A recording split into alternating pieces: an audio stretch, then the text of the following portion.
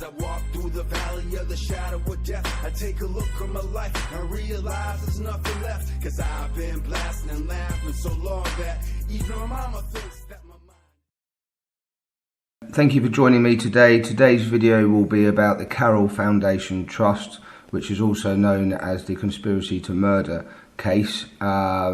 And I explained the links and how this connects to my grandfather. Obviously my grandfather was murdered, and the murder is not even listed in the public domain. You can see here on the first page that there's been a media blackout on the case for some time. If you turn over to the next page, you can see we're talking about offshore tax fraud identity cases with $5 billion of assets currently seized. You can see the Bahamas are mentioned. They're heavily in my documents. For example, 4 days after my grandfather's murder, the individuals in one of the offshore islands transfer millions of pounds to the Bahamas. On the next page, you can see information that is available on the internet. It states that it's one of the world's biggest organised criminal cases to do with bank identity and fraud cases. You can see Kingston's mentioned. You can also see the Freemasons of London are mentioned, which are obviously in my family's trust deed in one of the offshore islands. Also mentions the United Grand Lodge of England.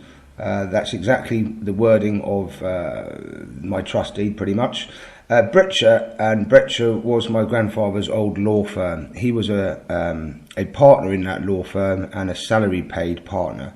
He used to help very rich clients evade tax in a legal manner. It mentions the bank there, HSBC. They're heavily involved in my family, and a few other people I won't mention at the moment. Over on the next page, you can see that the Freemasons were using my trust deed. At the moment, they've spoken to a member of the press, and they can't confirm if they've been using my trust deed or not. The Freemasons have been asking my family for more evidence, so we'll supply that to the Freemasons, see if they can make up their mind if they've been using our bank account or trust over the last few decades or not. On the next page, you'll just see here some information for the viewer, how it's to do with the money from England. So it's like the Anglo-American Trust. The viewer needs to bear in mind the $74 million going over to America behind my grandfather's house at an accountant's. That was in 1984 on December the 31st. I would encourage the viewer just to read some more on the background of the Carrol Foundation Trust, and if you think you can help, by all means come over and contact me.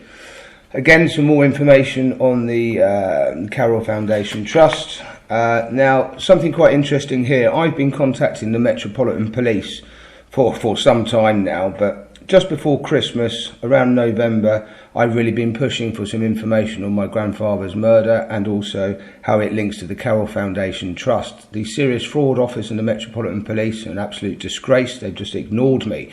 So I've managed to get a member of the press to actually do a Freedom of Information request, which I have previously done, but they have ignored me.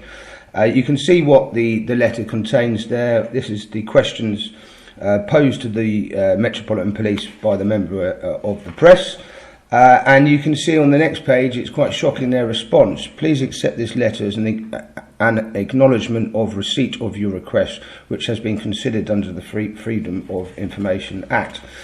And basically it's actually on the next page where you can see it says, please note that this notice does not confirm nor deny that the Metropolitan Police hold the information that you have requested. So surely they should just deny my request, but they're not denying it or confirming it. So I draw adverse inferences from my experiences with the police when I have been trying to report my grandfather's murder, their threats of arrest, and now I think I've uncovered that it links to the Carrol Foundation Trust. Well, I don't think, I know it does.